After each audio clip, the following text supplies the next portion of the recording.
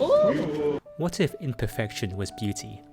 There's a Japanese philosophy called wabi-sabi that finds beauty in the imperfect and the incomplete. And wabi-sabi can be practiced as an art form called kintsugi.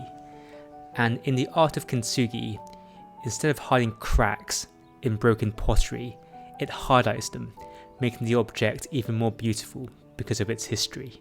We joined a beginner's kintsugi pottery class hosted by Brandon Lee. And in this video, we're going to show you exactly what to expect from that workshop. We had two hosts called Brandon and Lee, who were very knowledgeable about kintsugi and were great in giving an introduction as well as a history into the art form. The class begins by you selecting which piece of pottery you want to use for your art. This piece of pottery will be subsequently broken into separate pieces and then repaired.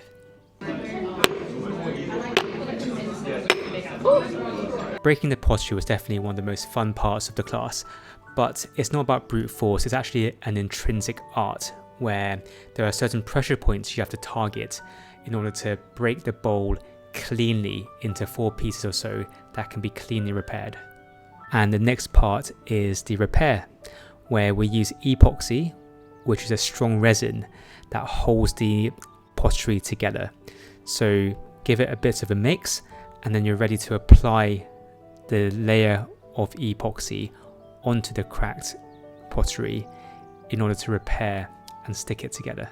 And once you press your pieces of pottery together, that epoxy oozes out a little bit, and that's where you flick a bit of gold dust onto the crack and it will be held with that epoxy that's oozed out. And this is where the art of kintsugi lies, and you're highlighting the cracks and history of your pottery. We found it both to be therapeutically relaxing but stressful at the same time, just because when you're working with epoxy and resin, timing is very important. So it's important that you keep to a certain time allowance to make sure that it dries readily and solidifies. After it's sufficiently dried, we then brush and polish off the excess dust, revealing that gold crack that will be proudly displayed in your art piece. Once we're done, it's the cleaning process, and it's worth pointing out that if you do come, don't wear any nice clothes because gold dust gets everywhere. And you can see here that the gold lines have solidified and will now be the foundations of your kintsugi art piece.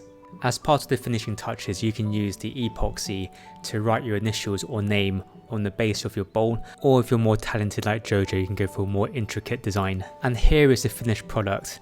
You can see at the repaired bowls, they're not perfect, but they tell a story. Each crack, each golden line is a part of history behind the bowl. It's about a 2-hour workshop and we found it to be great fun.